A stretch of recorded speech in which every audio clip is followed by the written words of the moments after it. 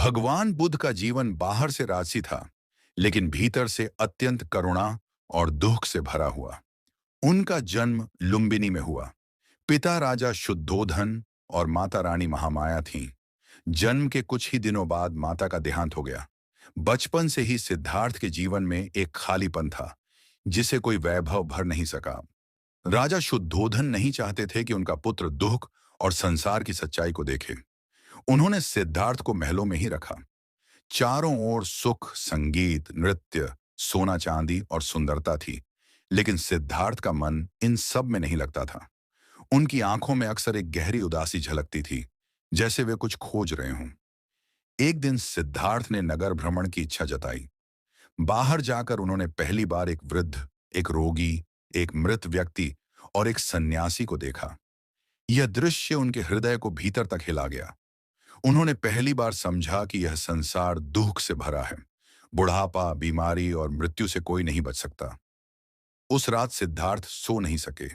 उनके मन में प्रश्न उठता रहा, अगर अंत में सबको मरना ही है, तो यह सुख किस काम का? इसी द्वंद्व के बीच एक रात, जब पूरा महल सो रहा था, सिद्धार्थ अपने नवजात पुत्र राहुल और पत्नी यशोधरा को देखते रहे। उनका हृदय कांप उठा। प्रेम ने उन्हें रोका, लेकिन करुणा ने आगे बढ़ाया। आंसू भरी आंखों से उन्होंने महल त्याग दिया। यह त्याग नहीं, बल्कि एक गहरा दुख भरा निर्णय था। सिद्धार्थ ने वर्षों तक कठोर तपस्या की। उन्होंने भोजन त्याग दिया, शरीर सूख गया, लेकिन आत्मा को शांति नहीं मिली। एक दिन वे थककर एक वृक्ष के नीचे बैठ गए। उन्हें लगा, अगर यही मार्ग है, तो यह भी दुख ही है। उसी क्षण उन्हें मध्यम मार्ग का बोध हुआ। बोधि वृक्ष के नीचे ध्यान करते हुए सिद्धार्थ ने मानव जीवन के दुख का सत्य जाना। वे बुद्ध बने, जागृत आत्मा। लेकिन ज्ञान मिलने के बाद भी उनका हृदय शांत नहीं हुआ। उन्होंने संसार को देखा। लोग आज भी दुखी थे, लालच में डूबे, मोह में फंसे हुए। बुद्ध नगर नगर घूमे, लोगों को सत्य का मार्ग दिखाया। वे दुखी मां को देखकर रो पड़े, भूखे बच्चे को देखकर मौन हो गए। वे कहते थे, मैं भगवान नहीं हूं, मैं भी एक दुखी मनुष्य था। उनकी करुणा उनकी सबसे बड़ी पीड़ा थी, क्योंकि वे सबका दुख महसूस करते थे। अंतिम समय में कुशीनगर में बुद्ध एक वृक्ष के नीचे लेटे थे। उनके शिष्य रो रहे थे। बुद्ध ने शांत स्वर में कहा, रो मत, जो जन्मा है उसका अंत निश्चित है। स्वयं दीप बनो। यह कहते हुए उन्होंने अपनी आंखें बंद कर लीं। भगवान बुद्ध की कहानी केवल ज्ञान की नहीं, बल्कि दुख, त्याग और करुणा की कहानी है। उन्होंने सिखाया कि जीवन में दुख से भागा नहीं जा सकता, लेकिन उसे समझकर मुक्त हुआ जा सकता है। कहानी, एक आंसू जो बुद्ध ने रोका।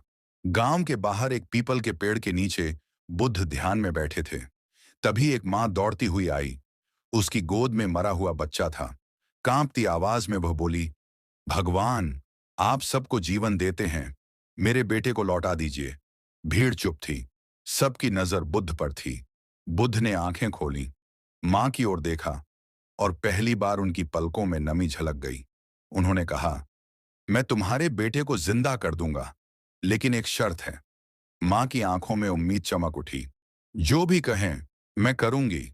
बुद्ध बोले, गांव से सरसों के दाने लाओ, लेकिन ऐसे घर से जहां कभी किसी की मृत्यु न हुई हो। मां दौड़ पड़ी। पहला घर, यहां दादा का देहांत हुआ था।